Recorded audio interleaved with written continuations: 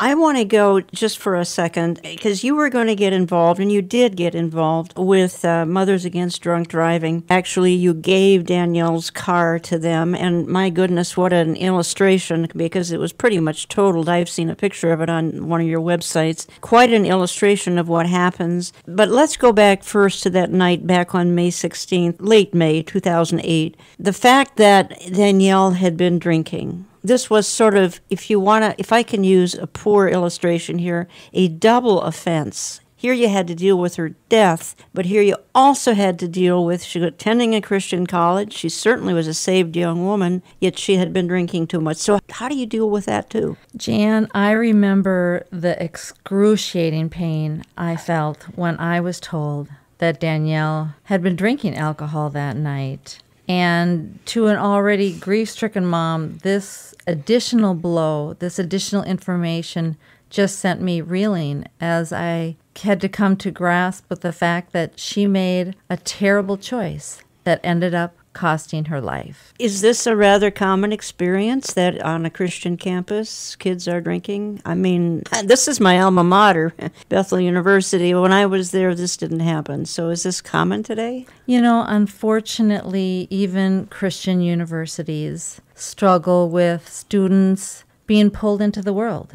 And they're struggling in that there's a part of them that wants to surrender completely to the Lord and live for God. And there's their flesh, as well as Satan, enticing them to have fun, enjoy life, and also to have them feel that they're invincible and that they're able to flirt with sin without the consequences. The consequences are engraved in many places, at least with Danielle, with the pictures of everything that I've seen, unfortunately. So you were faced with the decision of giving this destroyed automobile to Mothers Against Drunk Driving. And I think this is important because this means that this vehicle that destroyed your daughter is now going to be on display to thousands of people. First of all, was that a tough decision? It was clearly a decision over which I wrestled with God. And as I prayed about it, God began to deeply deal with my pride that I had. And as I was praying, a verse came to me, Genesis 50:20. And you know the story. Joseph was hated by his brothers, sold as a slave, accused of attempted rape, and put into prison for many years. I love this story because he remained faithful to God, even though there were probably many times where he wondered where God was in his suffering. Joseph didn't see how God was working behind the scenes, but God had a purpose that Joseph was unaware of. And ultimately, as we know, God raised him up to become the prime minister of Egypt. But the verse that I love, Genesis 50:20, Joseph replied to his brothers, "You intended to harm me, but God intended it for good, to accomplish what is now being done, the saving of many lives." And that verse reminded me that, yes, Satan intended the accident for harm, but God will use it to accomplish the saving of many lives, physically, but much more importantly, eternally. All right, so you donated Danielle's car to MAD, Mothers Against Drunk Driving, and I think you then posted Danielle's story on the car there so that anybody who sees this wrecked vehicle then reads her story on the car. Is that right? Yes, and we also created a website. And that's where we included the eternal message, the truth about God's saving power. And the Lord has just used that website with over very close to 12,000 hits at this point. Well, let me read what somebody writes on that website. And folks, you are listening to Understanding the Times Radio. I'm Jan Markell.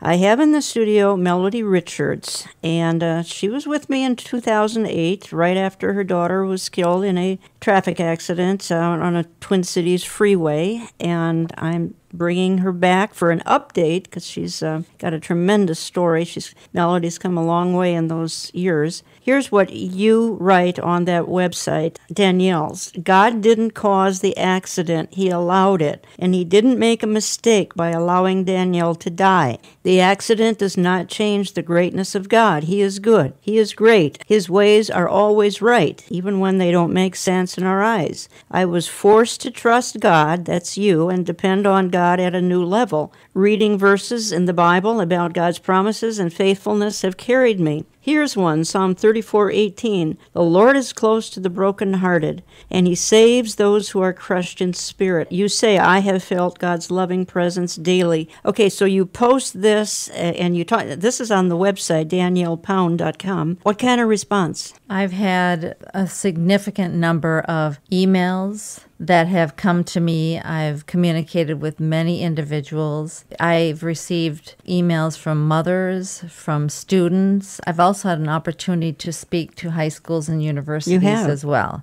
Mm-hmm. And the response has been overwhelming.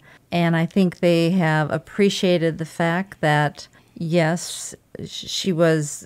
You'd almost think of her as kind of the all-American girl, and she had this great life ahead of her, but yet she made a horrible decision, and it did cost her life. The thing that I really see as I've experienced these phone calls is, if I take Danielle's accident by itself, Jan, it's senseless. But as I look at the response from the website, I realize that after God worked out his design, even this accident, even this calamity, is being used in a redemptive way.